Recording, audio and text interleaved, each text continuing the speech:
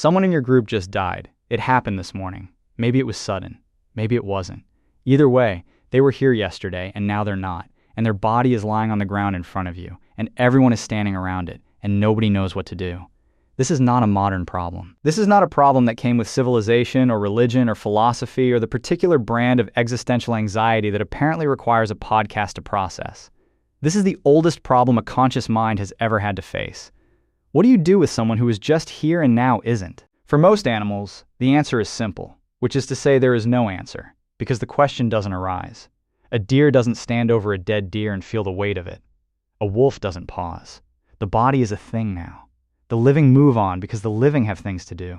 Survival doesn't leave much room for ceremony. But at some point in the long and genuinely strange story of human prehistory, something changed.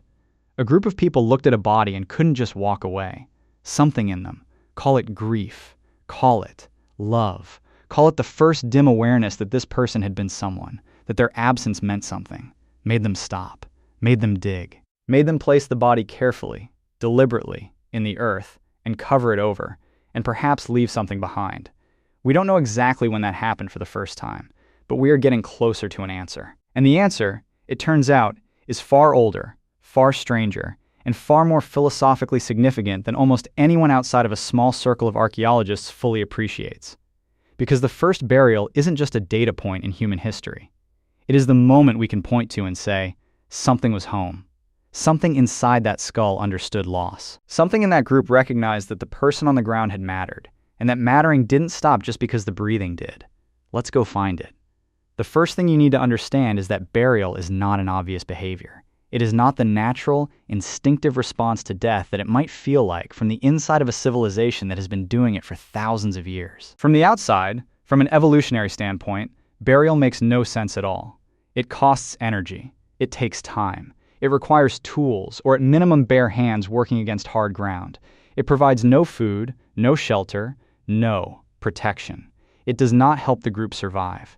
In the cold accounting of natural selection, it is a behavior with no return on investment whatsoever. And yet here we are, every culture in recorded history, every civilization on every continent, independently arriving at the same answer to the same question.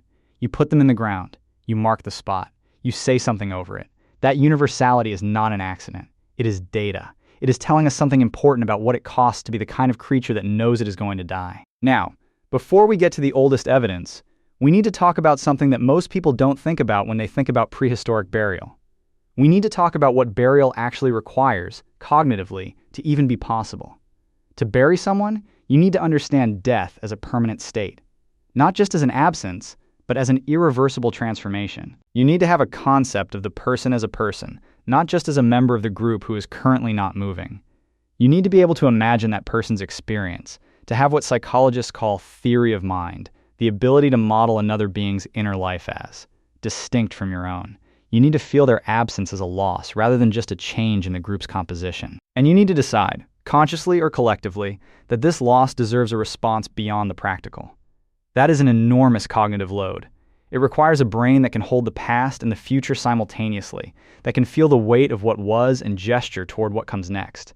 It requires, in some form, the concept of meaning. And that is exactly why archaeologists get so excited when they find evidence of deliberate burial.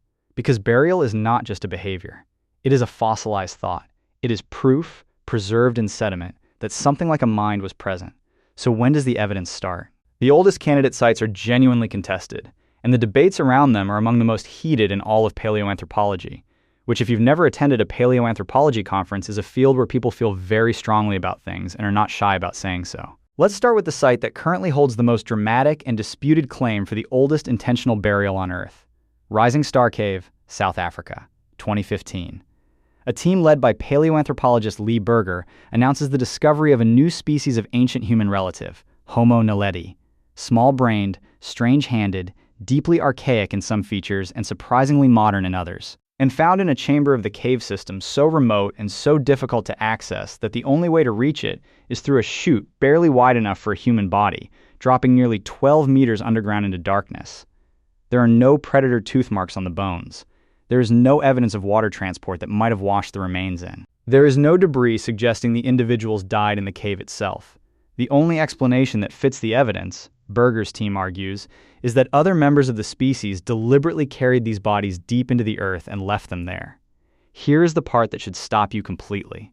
Homo naledi had a brain roughly the size of an orange, about a third the volume of yours. By every traditional measure we have used to gauge cognitive sophistication in ancient hominins, Homo naledi should not have been capable of the kind of symbolic, deliberate, ritually meaningful behavior that intentional body disposal implies. And yet there the bones are. In a chamber no predator dragged them to, no flood washed them into, that required sustained effort and coordination to reach, over and over, across what appears to be an extended period of time. The dating, announced in 2023, placed the Homo naledi remains at somewhere between 236,000 and 335,000 years old. If the intentional deposition interpretation holds, and it is still debated, it would mean that a small-brained hominin was engaging in something that looks remarkably like funerary behavior over 300,000 years ago. Before Homo sapiens existed, before Neanderthals reached their peak, before anyone we would readily recognize as us was walking around on this planet. That either means we need to completely revise our assumptions about the relationship between brain size and cognitive complexity, or it means the evidence is being misread. The argument continues. The bones remain. Let's move to something less contested. The Neanderthals. For most of the 20th century, the dominant scientific view was that Neanderthals were essentially sophisticated animals. Brutish, reactive, cognitively limited.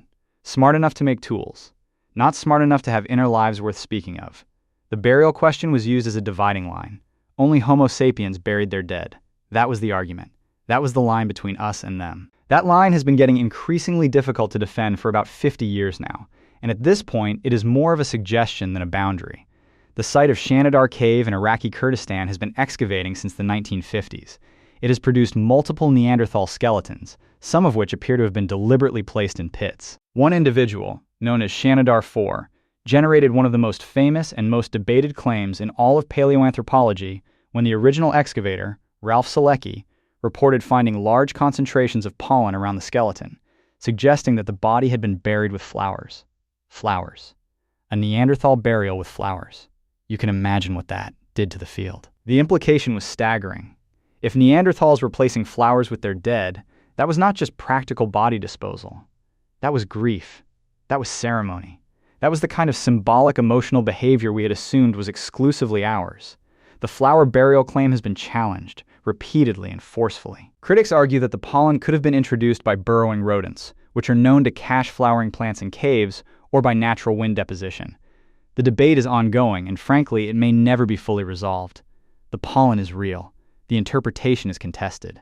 But here is the thing about Shanidar. The flower debate, loud as it is, has somewhat overshadowed the more fundamental question about the site, which is whether the burials themselves are real. And on that question, the evidence is considerably stronger. The skeletal positioning, the deliberate orientation of bodies, the apparent pit.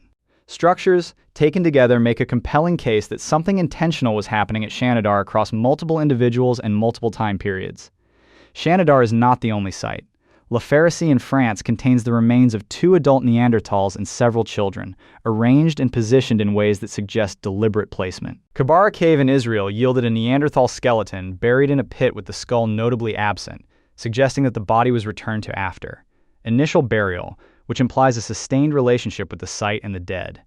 Teshik Tash in Uzbekistan contains the remains of a Neanderthal child apparently surrounded by ibex horns, though again, intentionality is debated. The accumulation of sites doesn't prove a systematic burial tradition, but it does make it very difficult to maintain that Neanderthals never engaged in any form of deliberate body treatment.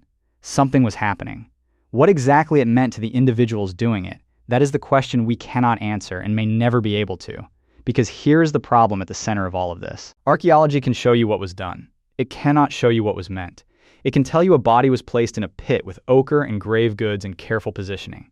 It cannot tell you whether the people who did that were expressing grief, performing ritual, following social obligation, or doing something we don't have a concept for. The gap between behavior and meaning is exactly the width of a human mind, and fossil record does not preserve minds. What it does preserve is intention, and intention is what we are looking for. Let's talk about grave goods, because if burial alone is a philosophically loaded behavior, burial with objects is something else entirely. The Sungur site in Russia, roughly 34,000 years old, contains one of the most extraordinary prehistoric burials ever discovered. 2 children, buried head to head, covered in thousands of mammoth ivory beads that had been painstakingly carved and arranged. The beads alone represent an estimated 10,000 hours of labor. Not 10 hours, not 100. 10,000 hours of someone sitting and working and producing objects whose only purpose was to accompany these two children into whatever came after. 10,000 hours for the dead. Let that number sit for a moment. That is not a practical decision. That is not a survival behavior. That is grief given physical form on a scale that staggers the imagination even across 34,000 years of distance. Whoever made those beads loved those children, or was part of a society that had developed such deep and codified beliefs about death and what follows it that they were willing to commit an extraordinary amount of labor to honoring it. Grave goods appear across the archaeological record with remarkable consistency once symbolic behavior begins to emerge. Red ochre, one of the most common. A mineral pigment, vivid and blood-colored, found sprinkled over bodies at sites across Africa, Europe, and Asia. Nobody knows exactly what it meant, but it appears so consistently and across such geographic distance that it cannot be coincidence. Whatever ochre signified, the meaning was either shared across populations or independently discovered and attached to death by cultures that had never met. Both possibilities are extraordinary. Tools placed with the dead. Animals. Ornaments. Food. These are not random. These are answers to a question. The question is, where is this person going? And the fact that the answer consistently involves equipping them with objects from life suggests that the people doing the burying believed the answer was somewhere. Not nowhere. Somewhere. That the person would need things. That they would continue in some form. That death was a transition rather than an ending. This is not recorded theology. There are no texts. But there is behavior, and the behavior speaks.